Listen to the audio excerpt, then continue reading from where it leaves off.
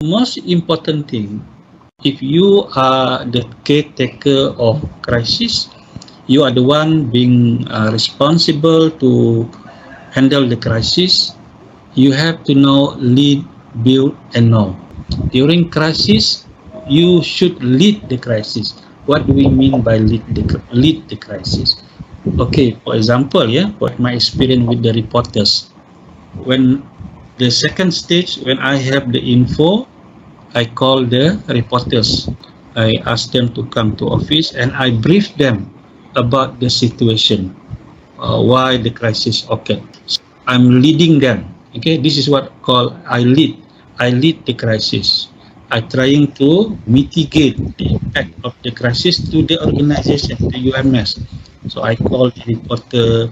I give them some news. I tell them what actually occurred, who fault is there, and so on. So this is the act of lead a crisis. When we face crisis, don't manage the crisis, but lead the crisis. What is the difference between leading the crisis and managing the crisis? When we talk about managing the crisis, it is means to comfort, to only give an answer of what causing the crisis. That is managed. But when we lead, it means that we not only give the answer, but we also provide solution. So that's why the first rules, when we encounter crisis, we must put in our mind that we are going to lead this crisis. Leading to where? Leading to the end of the problem or the crisis. So that at the end of the day, the problem is going to disappear. So this is what we call leading a crisis. When the fireman saving people in the burning house, they lead in saving the victim because they know what to do. So that is the differentiate how actually when we have crisis, we lead, not we manage. Build crisis muscle means that, again, I want to use the ideas when I had experience in my previous position in UMS as crisis handler.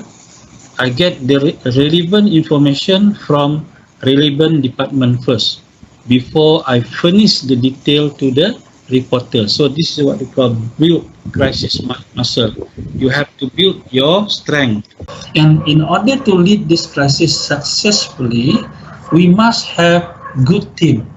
Okay, we must have good team in our crisis team. Later on, I will show you about cross-functional team. Yeah? So this good teams is what becomes a muscle. Yeah? That is why I call it build crisis muscle. Here it is referring to if you have good team, then you can solve the crisis. You can lead the crisis to the end. So one example is that in your team, you must have people from relevant department.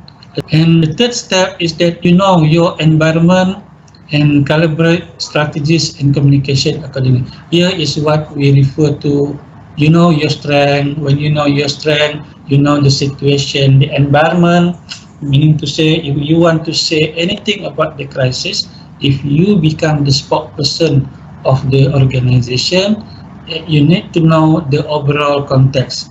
What led to the crisis, what strategies that you are going to execute, and what is the possible solution of the crisis, and how long it's going to end. This is the third competency, which is know your environment and calibrate strategies and communication. Left side, you can refer with the color. Yeah? For example, lead referring to, you look at the left side, the box here, behavior and action. Blue here referring to build.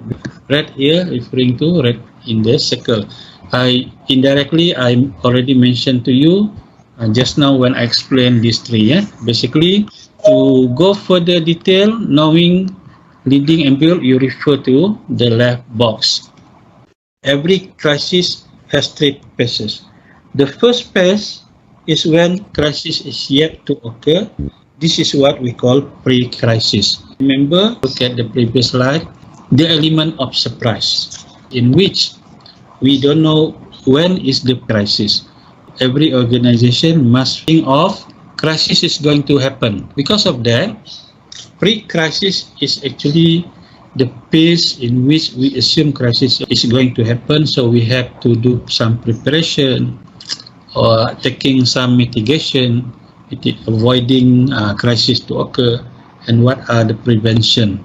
And when crisis occurs, we can respond immediately so that we can overcome the crisis. By lead the crisis, we should do the study so that by having this post-crisis, we can avoid a similar case to occur in the future. At least we have the experience, so that is why it's very important to have post-crisis